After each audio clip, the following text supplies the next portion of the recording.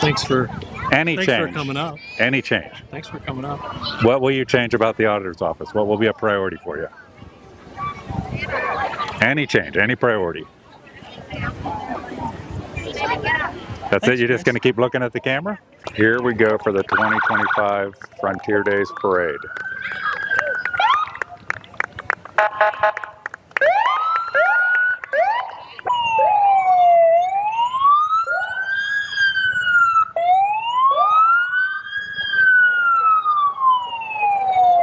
If Chris Stratton was the sheriff, was in that F-150. This drag it along dinosaur thing isn't quite working out perfect. Some signs and parts are falling off. So, but they got a follow-up guy to pick up any parts that fall off. And there's an Elvis from the latter years of Elvis. Here's the Clermont County Democrats. I've asked them for an interview on what some of their policies and reforms they think are needed in Clermont County, and so far they've refused.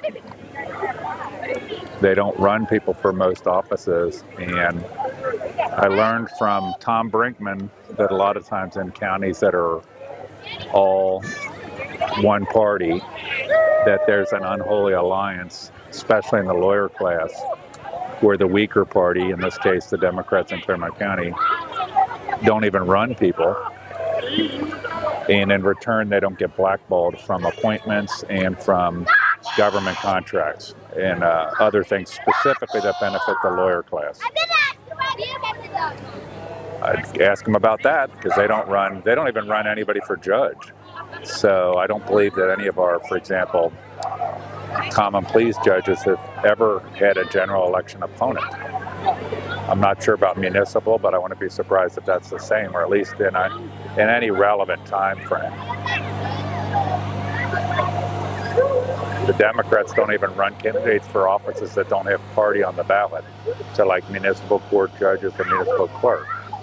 So it's very odd, it strikes me as very odd, that what's the point of being a party without even running people at all?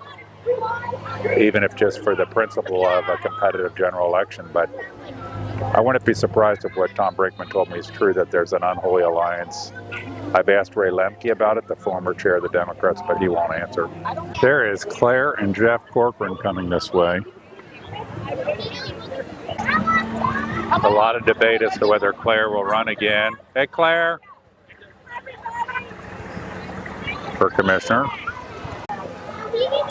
I do have to give Claire credit, though. She's always cordial to me, says hi, did a little interview, unlike no comment David Painter or bitter woman Bonnie Batchelor. David no comment Painter and bitter Bonnie.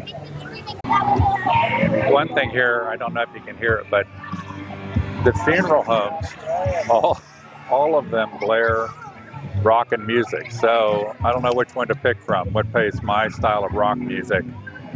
We got a little AC/DC playing here.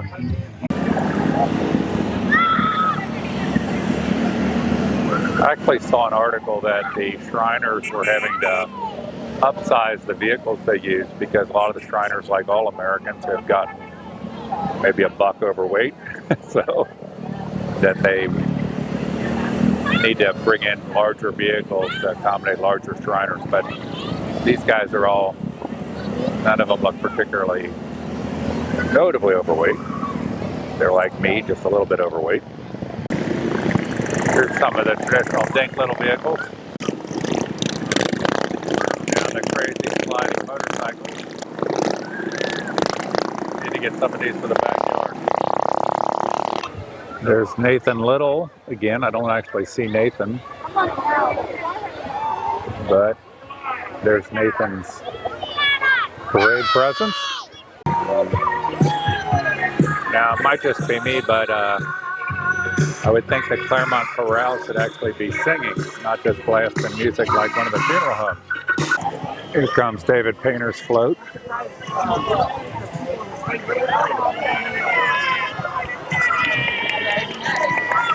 There he goes. just making fun of him. As long as he runs away from a camera saying no comment every time he's asked a question, he deserves to be made fun of. He says he's a conservative, then he should appreciate that one of his responsibilities is to answer press questions. I think I see Gene Schmidt coming.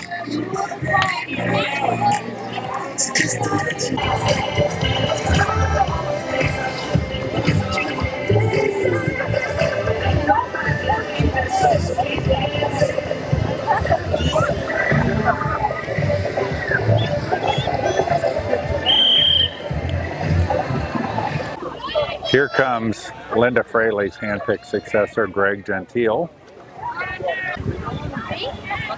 Are you Greg? Hi, Greg Gentile. Hey Greg, I'm Chris Hicks. How you doing? Nice to see you. When can I get an interview with you? Give me a call or I'll call you. I already sent you a couple emails. Oh, that's at work. I'm doing stuff for the taxpayers. What do you do? What do you do in Linda's office? I sent you I'm an outside service. We do all. Okay. If you're elected auditor, what'll be your top 2 or 3 changes? I'm not going to talk to you right now. I'm in the middle of top 2 or 3 changes. Thanks for coming up. Any change. Thanks for coming up. What will you change about the auditor's office? What will be a priority for you? Any change, any priority. That's it? You're just going to keep looking at the camera? Thanks, Chris. Any change or any priority? Is this your wife? Thanks, Chris. Good talking to you. Any change. Any policy position.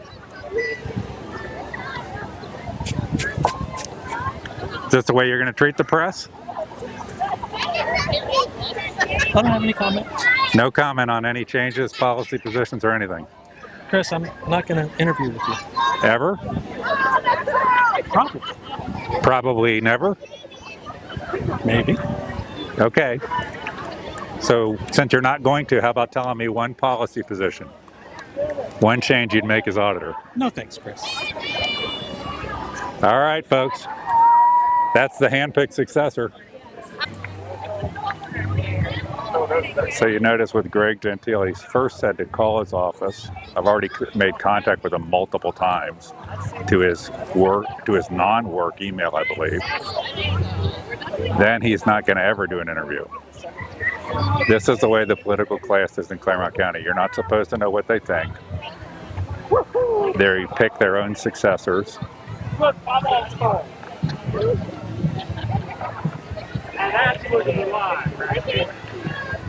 And you have no idea what their principles are. Now we have Dylan Blevins approaching.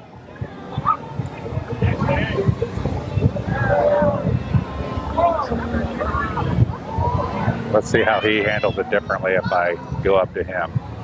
I like Dylan. He's authentic. He's an outsider.